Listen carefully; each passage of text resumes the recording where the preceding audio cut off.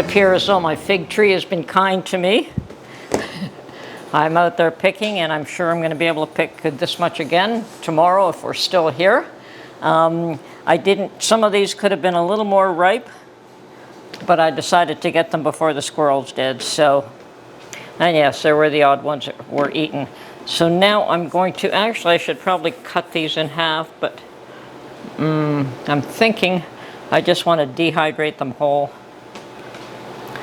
And I did bring my dehydrator, so let's see if the next bits, no, they need to be cut. Okay, I'm going to cut these in half, and aren't they beautiful? Okay, and they're going to go on the dehydrator. If I had my freeze dryer here, they would have gone on the freeze dryer, but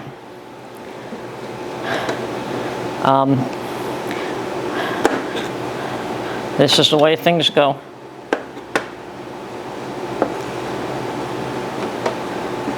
Now I could also make jam if I had the time. Unfortunately, we are pressed for time because we're not going to try to spend too much time here this trip.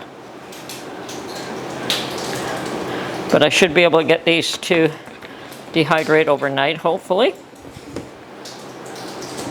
And I'll try to take some back with me and just tell them it's dried figs, and maybe they'll let it go. They don't like fresh fruit crossing, but perhaps dried food isn't a problem.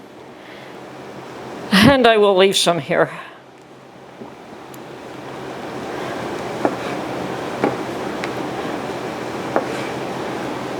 And yes, I have eaten a bunch of them fresh.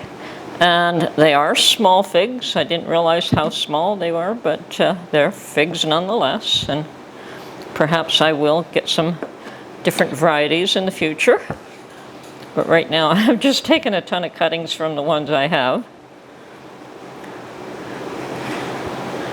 Don't look a gift horse in the mouth. This was a special treat, finding this fig tree. Being able to harvest the very first year I'm here. Okay.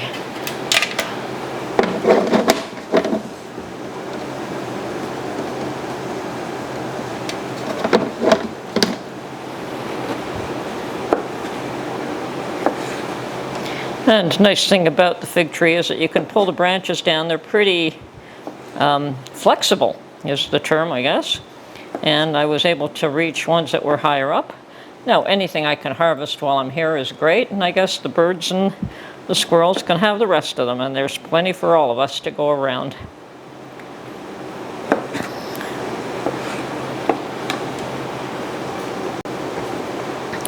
Okay, I'm just going to continue along this. Mark and I have decided that we'll probably do another tomato run because 11 jars for 6 months does not go very far. So he has done some of the work that he planned to do this morning, and I guess he can do the balance of it while I'm making tomatoes. And meanwhile, these guys can dry out for me, and then I will pick a new batch tomorrow, perhaps. Tomorrow morning, if nothing else. Pick some fresh for me to eat.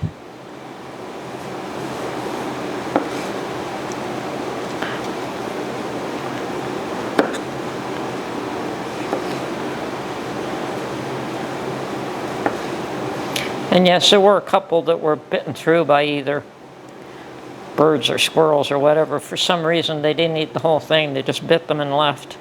So something isn't all that appreciative of all my figs, which means that they've left a lot of them for me.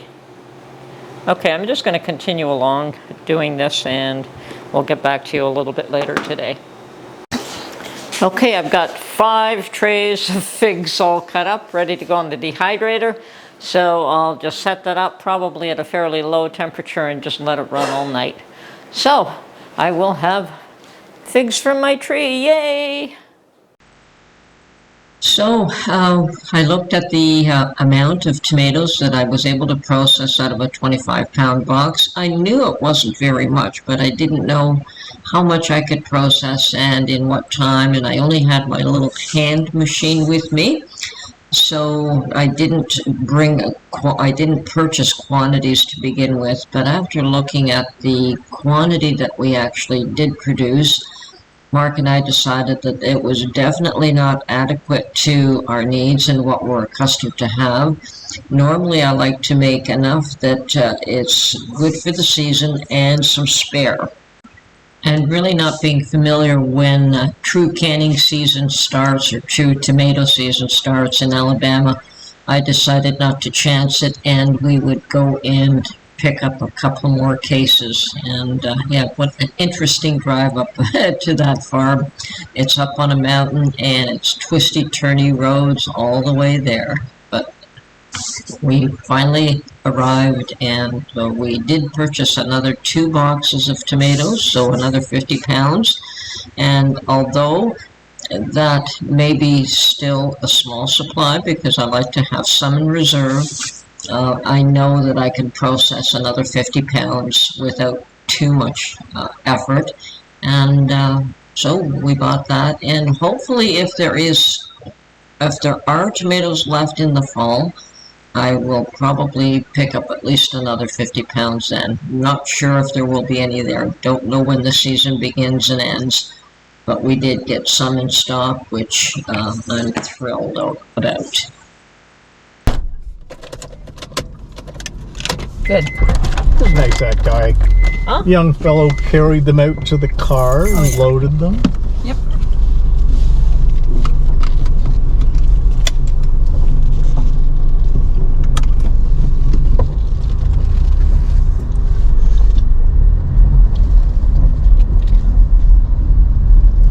Okay, now we're off to Walmart. Yep.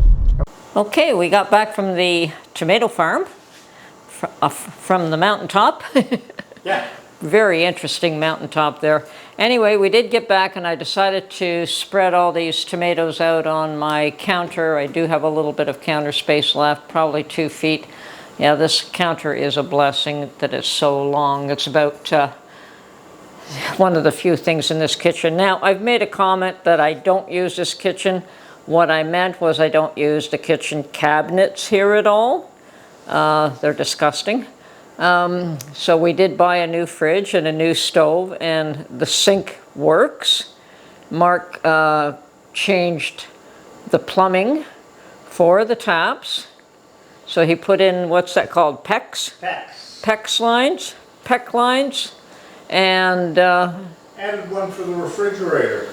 And for the refrigerator as well, so that we have ice and water for the refrigerator. And of course we tore those bottom cabinets out, so I really don't show them.